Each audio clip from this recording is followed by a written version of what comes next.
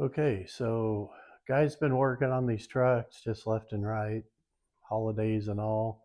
Guys been really busy, but can squeeze in some short stuff, an hour here, an hour there, whatever the case may be. I've been working on the one truck and letting the paint dry on another and that sort of thing. So let me show you what I got going on. This is the lumber truck that was broken in half, and I'm working on getting it back together. So I'll show you where we're at. Hang on. Okay, so today we're going to start the repair of the lumber truck that was broken in half. Actually, technically, that's not right. I already repaired the trailer right out of the gate because it just had a couple broken wheels. So that was fixed almost immediately because simple. So I've already repurposed the front part of this frame into another truck project I'm working on. I've been trying to color match the paint, and this is what I came up with on this hunter green satin. The camera, I'm not sure truly does it justice. It's not perfect, but considering this truck is 70 years old, 75, almost 75 years old, I'm going to call that close enough for failure. So I had this other frame that honestly is in pretty good condition. Bumper's not broken. It's a long tank 5051 frame, the same as the broken one.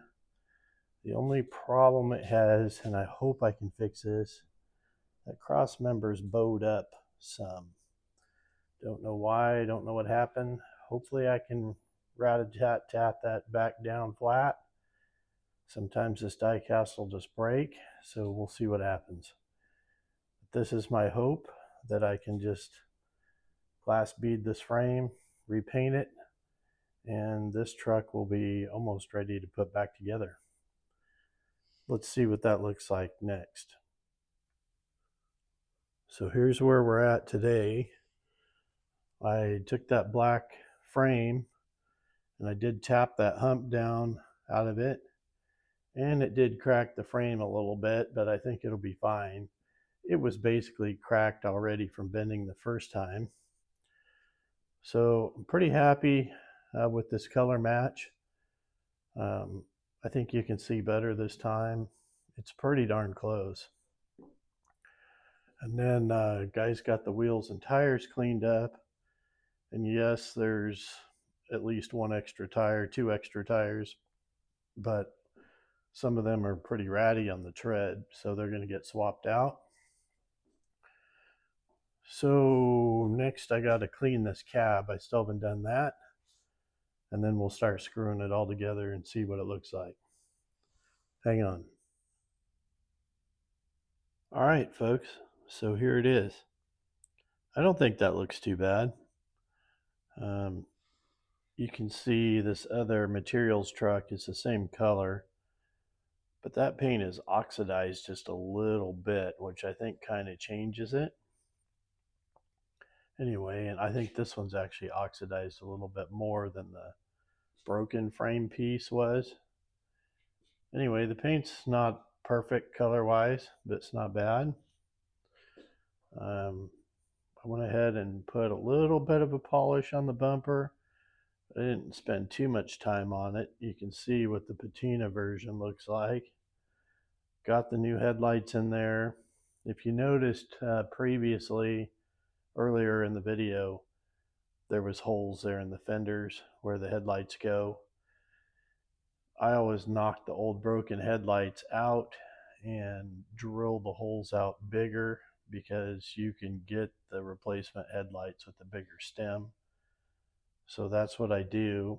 And then I just put a little bit of silicone down in the hole, just enough to hold them down in there, and they'll still kind of flex just a slight bit when the silicone's dried. So I think that's a good thing. So it didn't take long to put it back together. there's just 2 screws that hold the cab on, 2 screws that hold the wooden bed on, and then I just had to put the axles in and put the clips on the ends of the axles.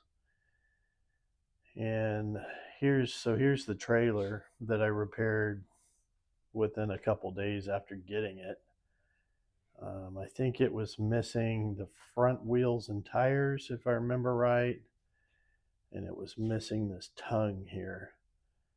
So fortunately, I already had that tongue in my junk pile from a project previously that I didn't end up using it on.